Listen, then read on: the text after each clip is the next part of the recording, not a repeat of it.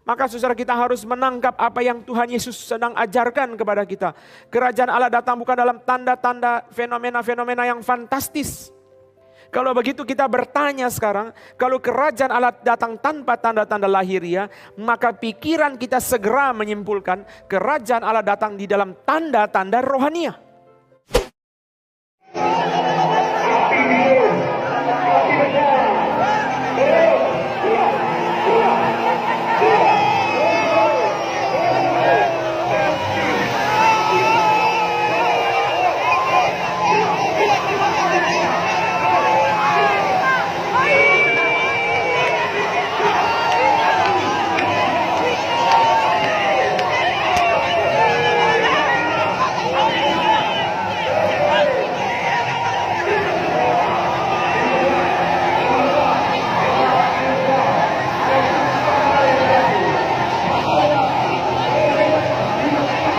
Sekalian, saya teringat kepada peristiwa waktu Tuhan mendatangi Elia di Gunung Horeb. Waktu Tuhan mendatangi Elia, fenomena yang pertama adalah angin ribut. Tapi Alkitab berkata Tuhan tidak ada. Fenomena yang kedua adalah gempa bumi. Tapi Tuhan tidak ada. Fenomena yang ketiga adalah api. Tetapi Tuhan tidak ada.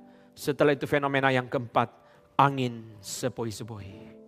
Tuhan berkata kepada Elia, apa yang kau lakukan hai Elia?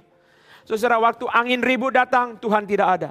Waktu gempa bumi datang, Tuhan tidak ada. Waktu api datang, Tuhan tidak ada. Tetapi waktu angin sepoi-sepoi. Maka saudara, kita harus menangkap apa yang Tuhan Yesus sedang ajarkan kepada kita.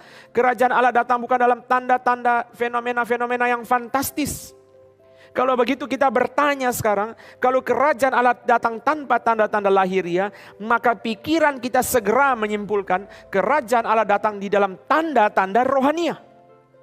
Ini sesuatu dikotomi yang gampang kita mengerti. Oh, kerajaan Allah datang bukan dalam tanda lahiriah, kalau begitu kerajaan Allah datang di dalam tanda-tanda rohani. Dan ini yang akan kita lihat di dalam dua ayat yang akan kita buka.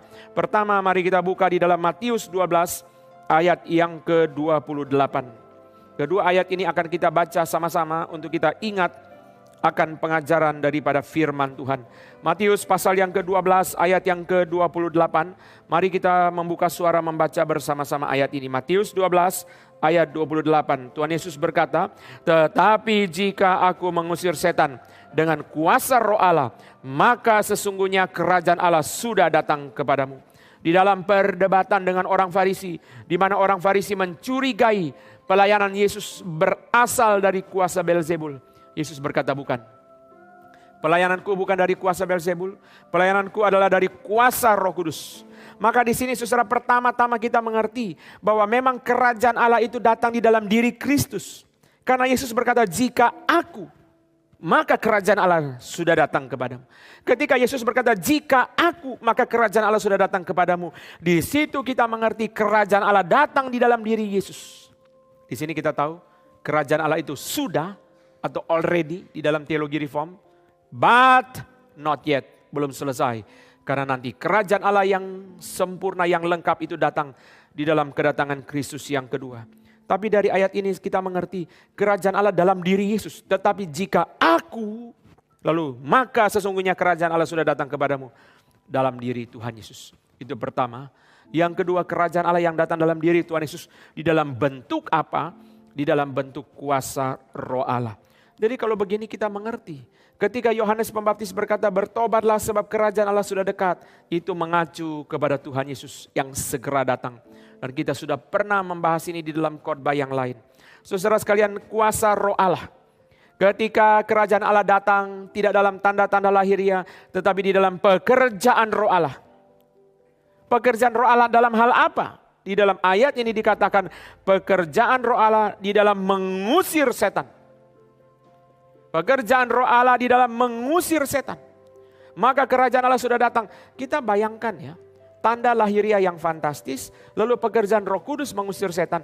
Kita bayangkan kalau begini, berarti banyak orang Farisi zaman dulu dan banyak orang Kristen zaman sekarang justru memahami kehadiran kerajaan Allah seperti orang kerasukan. Terbalik saudara, Yesus membuat yang orang itu kerasukan yang fantastis itu, menjadi biasa, saudara. Menjadi biasa. Orang saudara tahu kan, orang kalau kerasukan itu kan banyak fenomena yang fantastis. Ada orang kerasukan lari di atas kursi yang kosong. Kursi kosong kalau diinjak tempat dudukannya itu kan jatuh, saudara. Dia bisa lari terus di atas itu, saudara. Seorang anak kecil bisa angkut meja yang besar. Kan fantastis, saudara. Justru ketika Yesus menyembuhkan orang yang kerasukan itu, dari fenomena yang fantastis menjadi biasa. Kalau begini berarti, saudara, banyak orang Kristen memahami kerajaan Allah hadir itu di dalam bentuk-bentuk yang justru mirip orang kerasukan, saudara. Ini satu penipuan setan sendiri bagi saya. Setan menipu sampai orang kerasukan setan dibilangi kepenuhan Roh Kudus. Itu salah satu tipuan setan paling besar di dalam gereja. Salah satu tipuan setan paling besar di dalam gereja adalah orang kerasukan setan dibilangi kepenuhan Roh Kudus. Saudara sekalian, Yesus justru mengusir setan di dalam kuasa Roh Allah.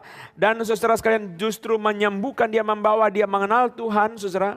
Diri Kristus, pekerjaan Roh Allah, dan mengusir setan. Ini tiga, inilah tanda kerajaan Allah sudah tiba. Bukan dalam fenomena lahiriah. Berarti apa, saudara? Berarti ketika orang itu hidup dalam dosa, dipimpin oleh setan pikirannya, lalu Roh Kudus bekerja dalam diri dia, dia menerima Tuhan Yesus, sekarang dia taat kepada firman Allah. Itu kerajaan Allah sudah datang. Tapi itu tidak ada sesuatu yang fantastis di dalam fenomena itu. Seorang berdosa, dia sadar dosanya, lalu sekarang dia percaya Tuhan Yesus, dia pergi ke gereja biasa saja. Tidak ada fenomena yang fantastis, tetapi justru itu kerajaan Allah sudah tiba. Karena kerajaan Allah datang bukan di dalam tanda-tanda lahiriah. Kerajaan Allah datang di dalam tanda-tanda rohani, tanda-tanda pekerjaan Roh Kudus.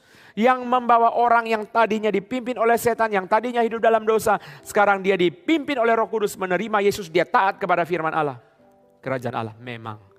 Kalau begitu definisi kerajaan Allah gampang kita mengerti. Kerajaan Allah adalah pemerintahan Allah di dalam hati manusia oleh Roh Kudus melalui firman Tuhan. Ketika Allah memerintah hati manusia secara personal, tidak di dalam fenomena yang fantastis, di situ kerajaan Allah nyata.